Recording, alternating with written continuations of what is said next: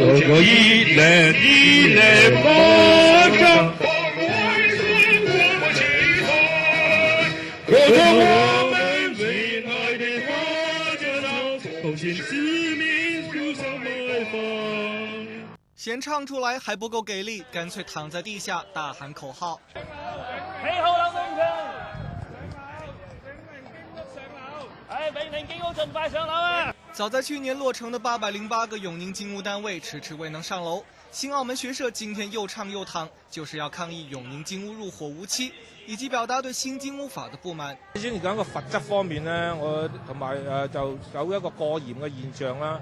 另外就係嗰個經屋日後嘅轉售方面嗰個計算方式咧，現時嗰個法案係同現時嘅市價購買時候嘅市價咧市值係掛鈎嘅。如果係咁樣掛鈎嘅話咧，將來經屋嘅轉售者咧，分鐘係會變成咗呢個負資產嘅。新澳門學社認為永寧經屋上樓一再拖延，是政府有心刁難。